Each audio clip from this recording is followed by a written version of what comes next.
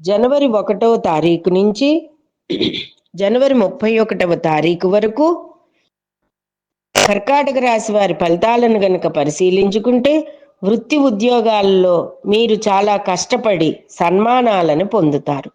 అలాగే మీ ప్రతిభను గుర్తించి సంస్థల వారు కూడా మిమ్మల్ని గౌరవపరుస్తూ ఉంటారు.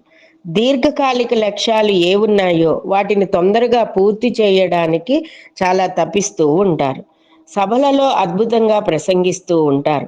అందరినీ ఆకట్టుకునే ప్రయత్నాలు చేస్తూ ఉంటారు. శుభకార్యాల్లో, విందు వినోదాల్లో పాలు పంచుకుంటారు. విద్యార్థులకు అధ్యయన విషయాల్లో కూడా రాణిస్తారు. కొత్త విషయాలను నేర్చుకునేందుకు సుముఖత చూపిస్తారు. ఉదర సంబంధిత అనారోగ్య సమస్యలు సూచిస్తూ ఉంటాయి. అలాగే మెడ, భుజములు, తలనొప్పి, మైగ్రేను, కాళ్ళకి సంబంధించి కొంత ఇబ్బందులతో, అనారోగ్య సమస్యలతో ఇబ్బంది పడుతూ ఉంటారు. అలాగే ద్వితీయ స్థానంలో కేతు సంచారం వలన ఒడిదుడుకులు, నోటిలో అల్సర్లు, బొబ్బలు, పంటి నొప్పి సమస్యలు కూడా ఉంటూ ఉంటాయి.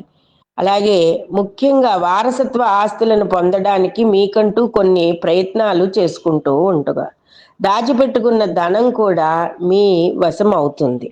కర్కాటక రాశి వారి మొత్తం మీద గనక ఫలితాలను పరిశీలించుకుంటే, గోసూక్తాన్ని వినడం, గోవుని పూజించడం, రుద్రాభిషేకం నిర్వహించుకోవడం, అలాగే సోమవార నియమాలు చేయడం వలన ఈ మాసం అంతా కూడా మీకు అనుకూలంగా ఉంటుంది.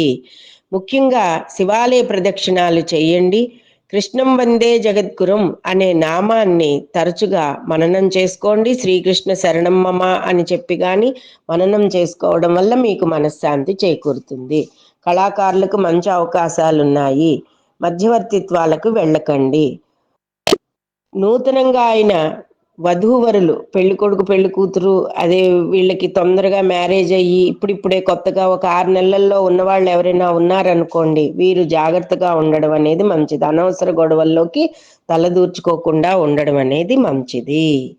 ఇక సంతాన విషయంలో కూడా కొంచెం జాగ్రత్తలు తీసుకోవడం అనేది మంచిది.